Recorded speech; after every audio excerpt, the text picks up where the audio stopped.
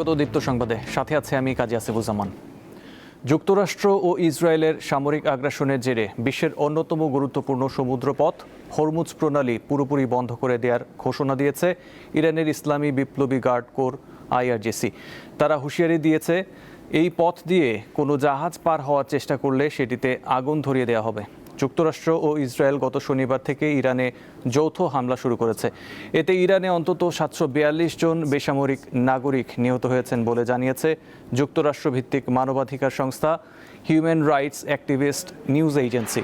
নিহতদের মধ্যে 176 জনই শিশু। আন্তর্জাতিক গণমাধ্যমের প্রতিবেদন অনুযায়ী মঙ্গলবার যুদ্ধের চতুর্থ দিনে তেহরান, কারাস ও কোম সহ বিভিন্ন শহরে দফায় দফায় শক্তিশালী বিস্ফোরণের শব্দ পাওয়া গেছে। পাল্টা আঘাত অব্যাহত রেখেছে IRGC। ইসরায়েলের বিভিন্ন এলাকায় লক্ষ্য করে ক্ষেপণাস্ত্র ছুড়েছে ইরান। এতে করে শনিবার থেকে এখন পর্যন্ত ইসরায়েলে কমপক্ষে 10 জন নিহত হন। এছাড়া সৌদি রিয়াদে অবস্থিত মার্কিন দূতাবাসেও হামলার খবর পাওয়া গেছে।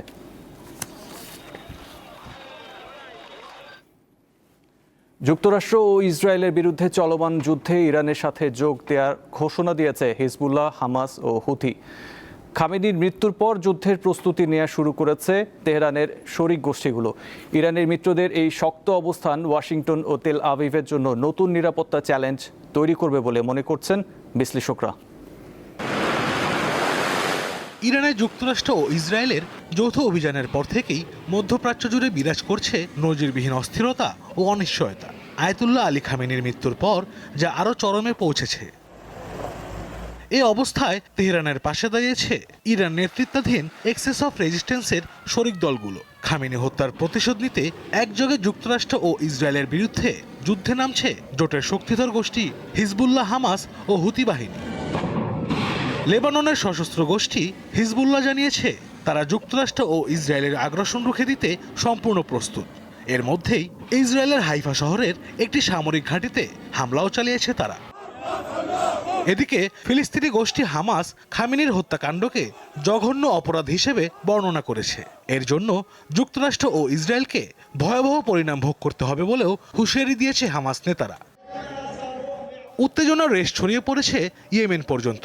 দেশটির হুতি বিদ্রোহীরা সরাসরি যুদ্ধের ইঙ্গিত দিয়ে যে কোনো মাত্রার সংঘাত মোকাবেলার জন্য প্রস্তুত বলে জানিয়েছেন। পাশাপাশি লোহিত সাগরে পশ্চিমা বাণিজ্যিক জাহাজগুলোতে হামলা আরও জোরদারের হুঁশিয়ারিও দিয়েছে হুতি বাহিনী। বিশেষজ্ঞরা মনে করছেন ইরানের মিত্র গোষ্ঠীগুলো সরাসরি যুদ্ধে জড়িয়ে পড়লে সংঘাতের পরিধি শুধু ইরানের ভূখণ্ডে সীমাবদ্ধ থাকবে না, ছড়িয়ে পড়বে গোটা মধ্যপ্রাচ্যে, যা যুক্তরাষ্ট্র ও তাদের উপমহাসাগরীয় মিত্রদের জন্য মোটেও সুখকর হবে না। আশরাফ শুভ, দীপ্ত, বার্তাকক্ষ।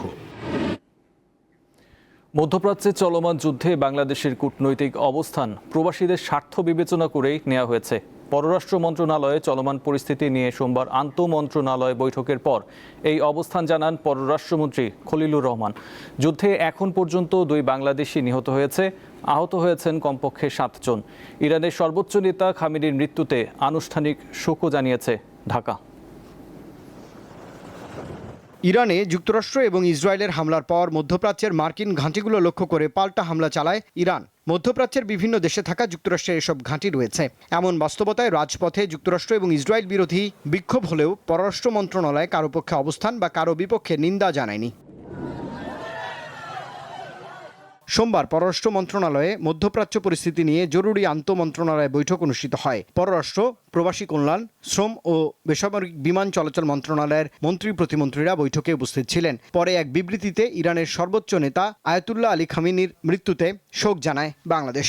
আরেক বিবৃতিতে জানানো হয়, এখন পর্যন্ত সংযুক্ত আরব আমিরাত এবং বাহরাইনে 2 জন বাংলাদেশির মৃত্যুর খবর জেনেছে পররাষ্ট্র মন্ত্রণালয়। তথ্য ইনফরমেশন পাওয়ার পরপর যাদের ভিসার মেয়াদ শেষ হয়ে যাচ্ছে বা 1 দিন বা 2 দিন আছে, পরবর্তীতে তাদের এই ব্যবস্থা নেওয়ার জন্য আমাদের পক্ষ থেকে সব ধরনের সংশ্লিষ্ট এমবাসির সঙ্গে যোগাযোগ করে প্রয়োজনীয় ব্যবস্থা নেওয়া। পররাষ্ট্রমন্ত্রী জানিয়েছেন, সোমবার কুয়েত, কাতার ও বাহরাইনের পররাষ্ট্র দফতরের শীর্ষ কর্তাদের সঙ্গে তিনি টেলিফোনে আলাপ করেছেন। প্রবাসীদের নিরাপত্তায় সকল প্রচেষ্টা জারি রেখেছে বাংলাদেশ সরকার। কুয়েতের পররাষ্ট্রমন্ত্রী এবং বাহরাইনের পররাষ্ট্রমন্ত্রী ফোন করেছিলেন এবং কাতারের পররাষ্ট্র প্রতিমন্ত্রী,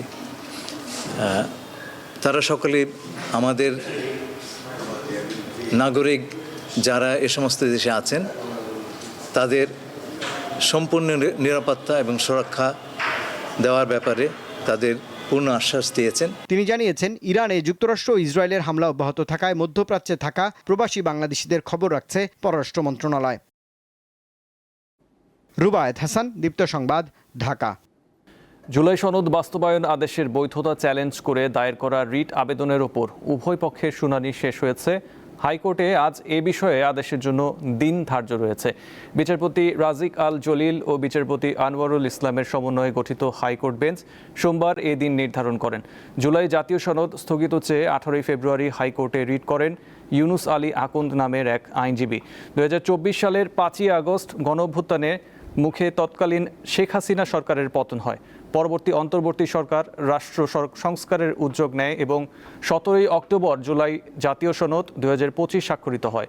সংবিধানের সঙ্গে সনদটি সাংঘর্ষিক কেন হবে না এ মর্মে রুল চাওয়া হয়েছে।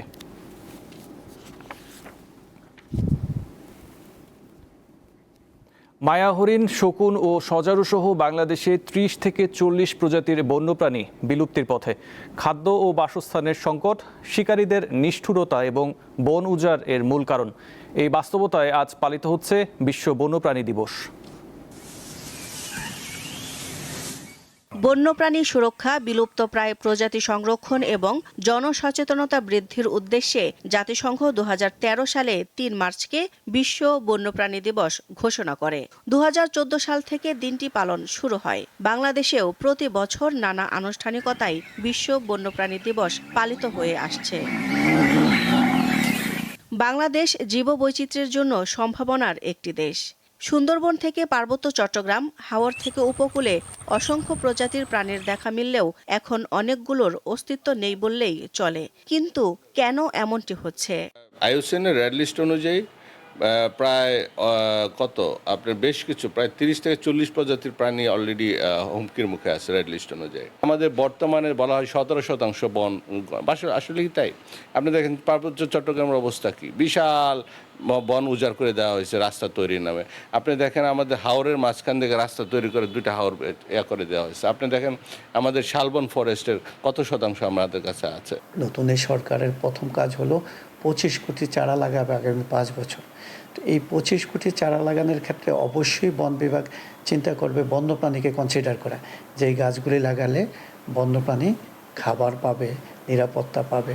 তারা বলছেন, বন্যপ্রাণী সংরক্ষণ আইন থাকলেও এর যথাযথ প্রয়োগ নেই, ফলে হুমকির মুখে পড়ছে বিভিন্ন প্রজাতির প্রাণী। আইনের দিকটুকু এখন স্ট্রং, এনফোর্সমেন্টের জায়গা ভালো। আমরা সবাই মিলে কাজ করলে, আমাদের পোর্ট প্রোটেকশন হলে, বর্ডার প্রোটেকশন হলে, এমনকি আমাদের যারা অপরাধ দমনের সংগ্রামে নিয়ন্ত্রণে কাজ করে আমাদের ডেডিকেটেড ইউনিটও আছে, তারা মিলে আমরা বন্যপ্রাণী সংরক্ষণে অবশ্যই কমিটেড। আমাদের একেবারে জিরো টলারেন্সে যাওয়া উচিত। যে কোনো অবস্থাতে আমি একটা প্রাণী যদি কেউ হত্যা করে বা অন্যায়ভাবে পাচার করে, তারকে মানুষ যেভাবে পাচারের শাস্তি, একই শাস্তি তার হইতে হবে। এবং বাংলাদেশে আইনের সমস্যা না, কিন্তু মেন সমস্যাটা হলো প্রয়োগ করা। বন্যপ্রাণী সুরক্ষায় আইনের কঠোর প্রয়োগের পাশাপাশি জনসচেতনতা বৃদ্ধির পরামর্শ দেন পরিবেশবিদরা। দিলশা দানি, দীপ্ত সংবাদ, ঢাকা। আসন্ন পবিত্র ঈদ উল ফিতরকে সামনে রেখে আজ থেকে ট্রেন ও দূরপাল্লার বাসের অগ্রিম টিকিট বিক্রি শুরু হয়েছে। অনলাইন ও কাউন্টারে মিলছে বাসের টিকিট। অন্যান্য বছরের মতো এবারও ট্রেনের 100% টিকিট বিক্রি হচ্ছে শুধু অনলাইনে। তবে সার্ভারের ওপর অতিরিক্ত চাপ কমাতে অঞ্চলভিত্তিক ভিন্ন সময়ে টিকিট ছাড়ার সিদ্ধান্ত নেওয়া হয়েছে। এর আওতায় পশ্চিমাঞ্চলের সব আন্তনগর ট্রেনের টিকিট প্রতিদিন সকাল 8টা থেকে এবং পূর্বাঞ্চলের টিকিট দুপুর 2টা থেকে বিক্রি হচ্ছে। যাত্রীরা রেল সেবা অ্যাপ ও ওয়েবসাইটের মাধ্যমে টিকিট সংগ্রহ করতে পারছেন। আজ বিক্রি হচ্ছে রেলের 13 মার্চের অগ্রিম টিকিট। এছাড়া অনলাইনে টিকিট না পাওয়া যাত্রীদের কথা বিবেচনায় রেখে যাত্রার দিন স্টেশন কাউন্টার থেকে মোট আসনের 25% স্ট্যান্ডিং বা আসনবিহীন টিকিট বিক্রি করা হবে।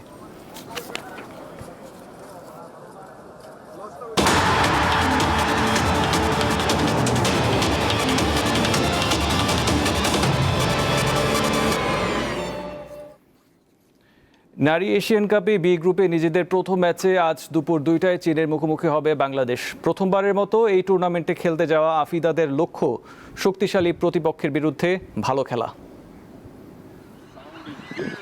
সাফের রানীরা এখন এশিয়ার শ্রেষ্ঠত্বের মঞ্চে। একেবারেই ভিন্ন কন্ডিশন, প্রতিপক্ষ বেশ শক্তিশালী, কিন্তু মনে থাকা সাহস আর আত্মবিশ্বাসকে একমাত্র পুঁজি করে অজিদের দেশে টুর্নামেন্টে বর্তমান চ্যাম্পিয়নদের মোকাবেলা করতে হবে বাংলাদেশ দলকে। প্রত্যাশা অনেক, সেই সাথে বাস্তবতাও বুঝতে হবে। শক্তিশালী প্রতিপক্ষের সাথে 90 মিনিট খেলতে হবে। মেয়েদের শুধু একটা কথাই বলেছি, মনোবল হারানো যাবে না। গেল আসরে শিরোপা জয়ের পাশাপাশি আরো 8 বার টুর্নামেন্টে ট্রফি জিতেছে চীন। তাতেই আজ করা যায় কতটা শক্তিশালী দলটি। তাই বলে বাংলাদেশকে হালকাভাবে নিচ্ছে না চীনারা। স্পষ্ট ভাষায় কোচ জানান, বেশ চাপে রয়েছেন তারা। আমরা বর্তমান চ্যাম্পিয়ন, প্রথম ম্যাচটাই খেলবো বাংলাদেশের সাথে। এটাই আমাদের জন্য চাপের বিষয়। ওদের খেলা দেখেছি, দারুণ ফুটবলার আছে। আমি মনে করি না তাদের কোনো বাড়তি চাপ আছে। ফিফা র্যাঙ্কিং এ চীনের অবস্থান 17 আর বাংলাদেশ আছে 112 নম্বরে। মাঠের ফলাফলও পার্থক্যটা যে চোখে পড়বে তা সবারই জানা। প্রতিপক্ষ বিবেচনায় এশিয়ান কাপে প্রতিটি ম্যাচই বাংলাদেশের জন্য অগ্নি পরীক্ষা, তা বেশ ভালো করে জানা আফিদাদের। হাল ছাড়তে রাজি নয় তারা খুব ভালো করে জানেন তাদের নিয়ে কোটি বাঙালি রয়েছে আকাশচুম্বী প্রত্যাশা। Mohammad Hasib, Deepto sports, comeback stadium, Sydney, Australia. এই ছিল দীপ্ত সংবাদে। পরবর্তী সংবাদ 12টায় দেখার আমন্ত্রণ রইল। এছাড়াও তথ্য বিনোদনের জন্য চোখ রাখুন দীপ্ত টিভির ডিজিটাল প্ল্যাটফর্মগুলোতে। ধন্যবাদ।